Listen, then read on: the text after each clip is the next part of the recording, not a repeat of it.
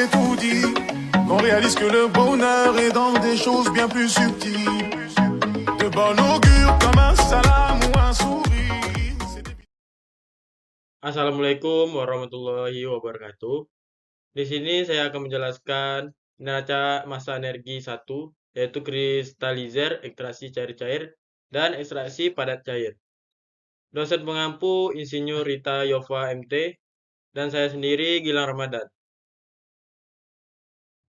Mengenal kristalisasi dan kelarutan. Kristalisasi adalah proses pembentukan kristal dari larutan atau uap. Kelarutan menjelaskan seberapa banyak zat terlarut dapat dilarutkan dalam pelarut tertentu. Kedua konsep ini sangat penting dalam ilmu kimia, biologi, dan kehidupan sehari-hari. Hubungan kristalisasi dan kelarutan. Yang pertama itu struktur kristal. Kristalisasi melibatkan penataan kembali molekul-molekul terlarut ke dalam struktur kristal yang teratur. Struktur kristal ini mempengaruhi sifat kelarutan zat. Yang kedua itu keseimbangannya. Kelarutan suatu zat dalam pelarut dipengaruhi oleh keseimbangan antara proses melarutnya zat dan proses pengkristalan kembali. Perubahan suhu dan tekanan dapat mempengaruhi keseimbangan ini. Yang terakhir yaitu kelarutan berlanjut. Jika konsentrasi zat dalam larutan melebihi kelarutan, larutan akan jadi lewat jenuh dan mendorong terbentuknya kristal baru. Kondisi ini disebut supersaturasi. Faktor-faktor terjadinya kristalisasi. Yang pertama itu tingkat kejenuhan larutan. Kristalisasi akan terjadi ketika konsentrasi zat terlarut dalam larutan mencapai titik kejenuhan, di mana tidak ada lagi ruang bagi zat terlarut untuk tetap berada dalam larutan. Yang kedua itu suhu operasi. Suhu mempengaruhi kelarutan zat terlarut. Penurunan suhu dapat menyebabkan kejenuhan larutan dan mendorong proses kristalisasi. Yang ketiga yaitu tekanan. Perubahan tekanan juga dapat mempengaruhi kelarutan zat terlarut dan mendorong terjadinya kristalisasi. Umumnya, peningkatan tekanan dan menurunkan kelarutan. Contoh kristalizer. Kristalizer adalah alat yang digunakan untuk menghasilkan kristal dari larutan. Salah satu contoh kristalizer yang sering digunakan adalah kristalizer vakum. Kristalizer vakum menggunakan vakum untuk menurunkan titik di larutan, sehingga pelarut dapat menguap dan meninggalkan kristal-kristal. Selain itu, kristalizer berpengaduk juga merupakan contoh kristalizer yang sering digunakan. Kristalizer ini memiliki pengaduk untuk menjaga homogenitas larutan dan mempercepat pembentukan kristal. Penerapan kristalisasi. Pemurnian gula. Kristalisasi sering digunakan untuk memurnikan gula tebu atau gula bit, di mana gula kristal dipisahkan dari larutan sirup yang mengandung impuritas. Yang kedua itu pembuatan pupuk. Kristalisasi dimanfaatkan untuk menghasilkan pupuk kristal, seperti amonium sulfat dan amonium nitrat yang berguna bagi pertanian. Yang terakhir yaitu produk farmasi. Kristalisasi juga diterapkan dalam industri farmasi untuk memurnikan senyawa obat-obatan, menghasilkan bentuk kristal yang stabil dan murni.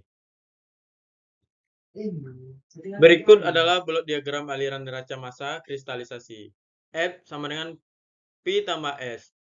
Lalu F ini adalah umpan feed solution masuk ke kristalizer lalu keluar sebagai kristal.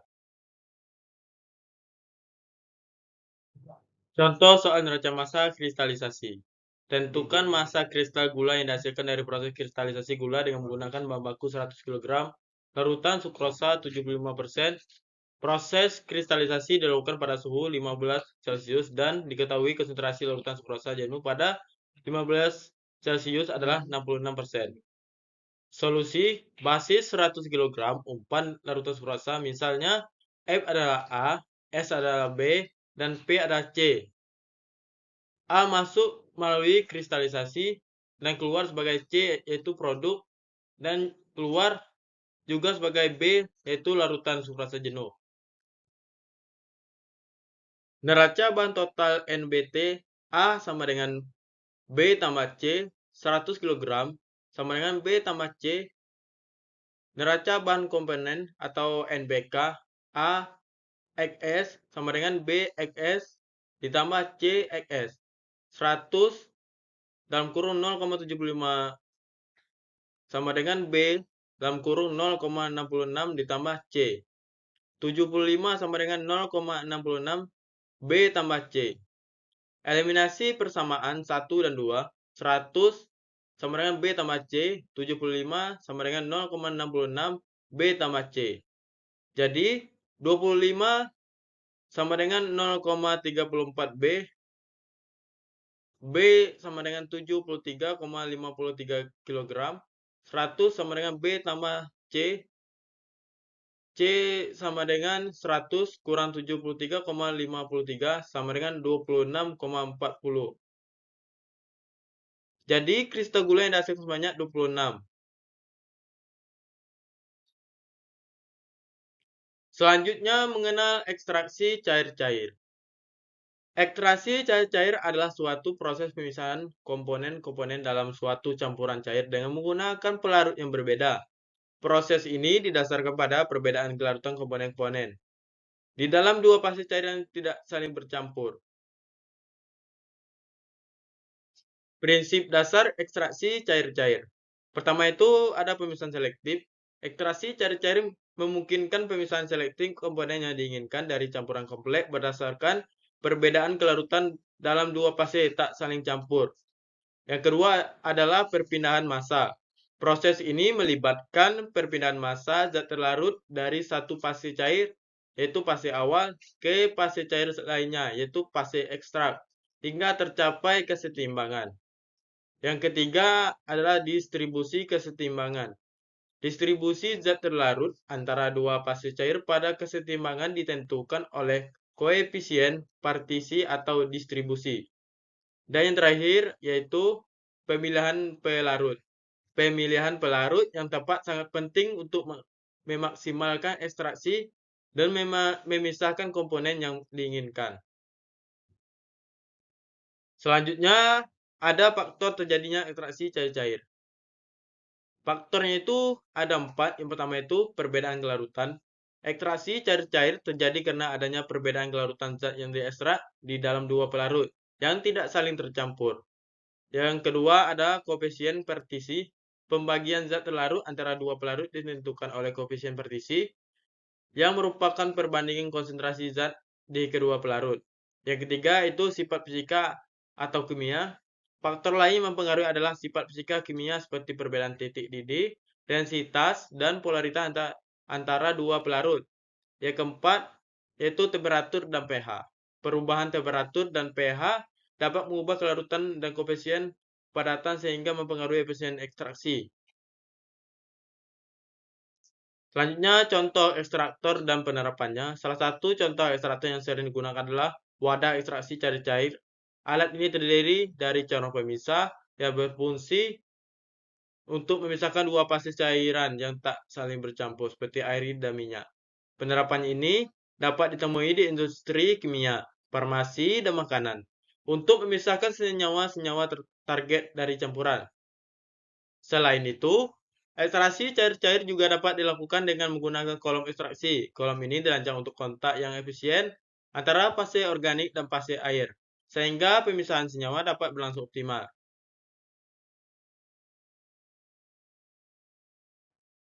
Kelebihan dan kekurangan ekstraksi cair-cair.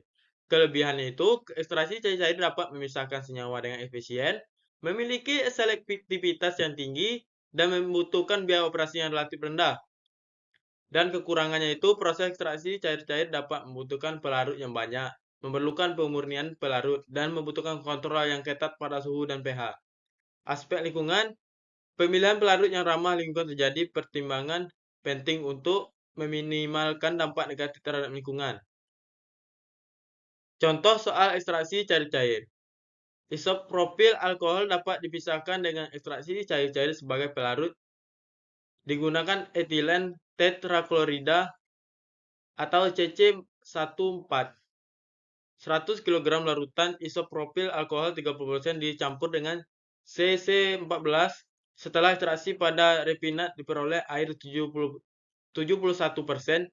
isopropil alkohol 24 atau 28,1% dan CC14 0,9%. Pada fase ekstrak, hasil analisa 94% CC14 sama dengan isopropil alkohol 5,2% dan air. Hitunglah jumlah tersebut. Yang pertama itu jumlah solvent yang digunakan, jumlah ekstrak dan pinat, berapa persen isopropil alkohol yang terekstrak. Jadi penyelesaiannya, yang pertama itu basis 100 kg umpan. M itu adalah umpan 100 kg. I kali A sama dengan 30% atau 30 gram. H2O 70% atau 70 gram. Masuk ke dalam ekstraktor dan solvent CC14 atau ditandai dengan S masuk juga ke ekstraktor. Keluar sebagai ekstrak yaitu CC14 94%, 1,A 5, sama dengan 5,2%, H2O keluar 0,8%. Dan ekstraktor juga membuang R yaitu H2O 71%, 1,A sama dengan 28,1%, CC14 sama dengan 0,9%. Rapinan kaya air, ekstrak kaya CC14, basis 100 kg, umpan campuran isopropil alkohol 30%, H2O 70%. Neraca massa total yaitu M tambah S sama dengan E tambah R. 100 tambah S sama dengan E tambah R. Neraca massa komponen 1 titik A 0,3 kali F tambah 0 sama dengan 0,052 kali E tambah 0,281 kali R. 30 sama dengan 0,052 E tambah 0. Anjing bisa nih. Kontol bisa nih. Selesaikan per 1, 2, 3 yang diperoleh, yaitu S adalah 45,10 kg, E 47,04 kg, dan R 98,0,6 kg.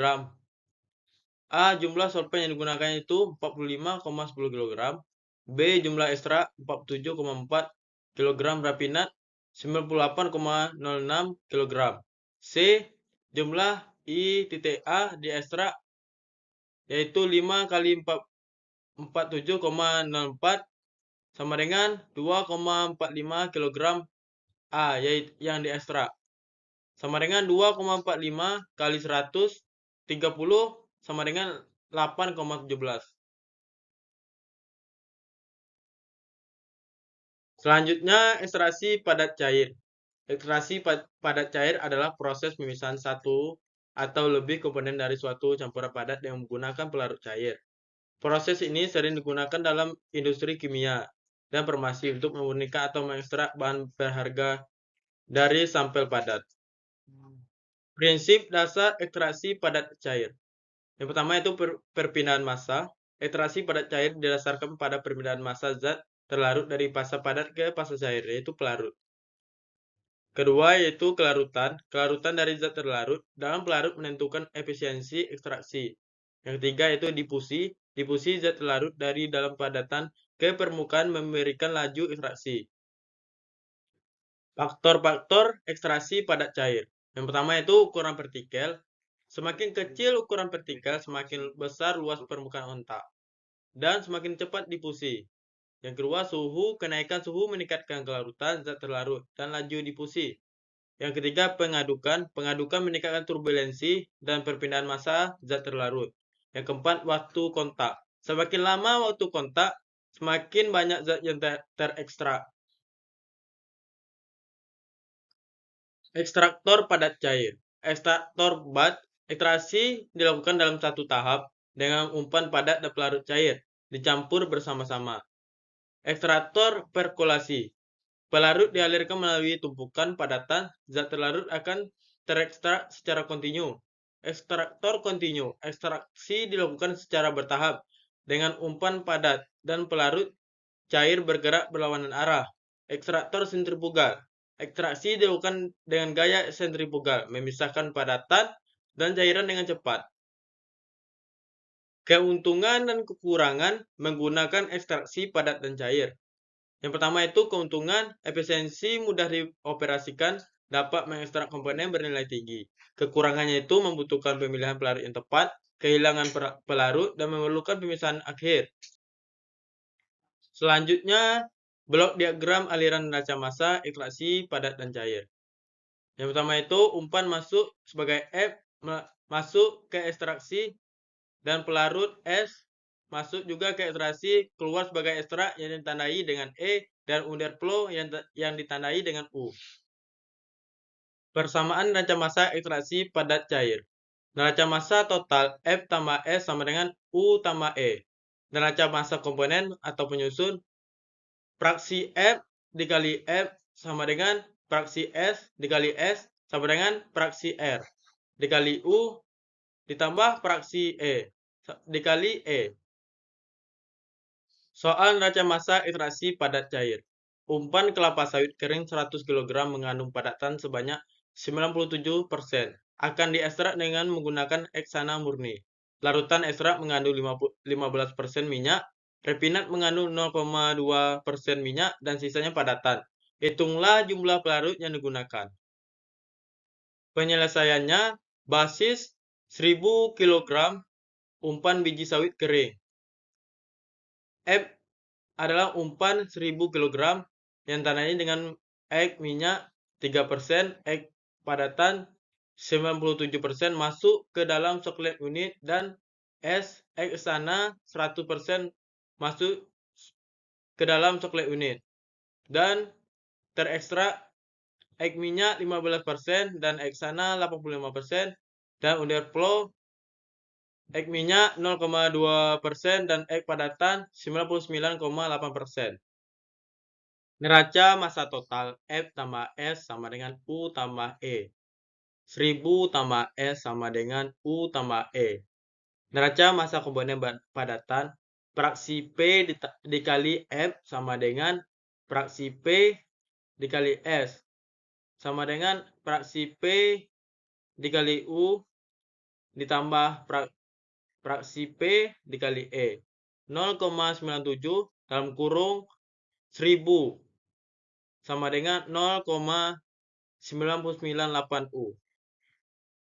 U sama dengan 971,94 kg.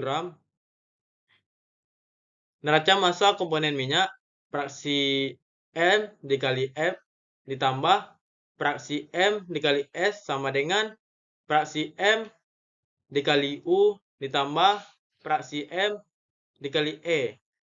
0,03 dalam kurung 1000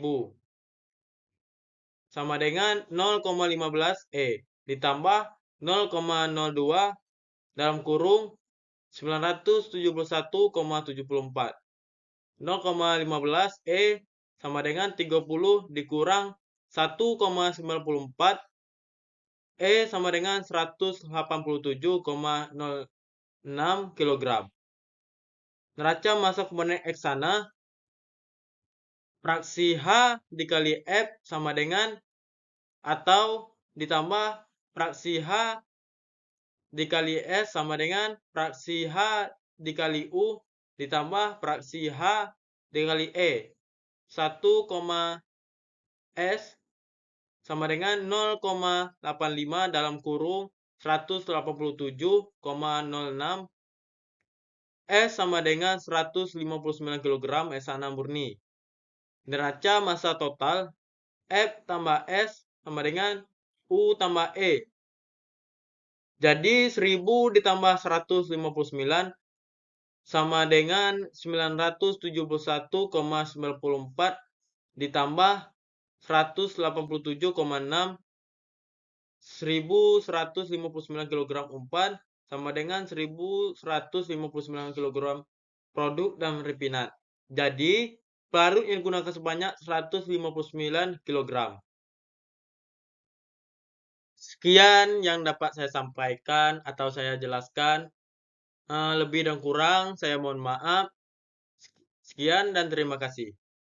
Assalamualaikum warahmatullahi wabarakatuh.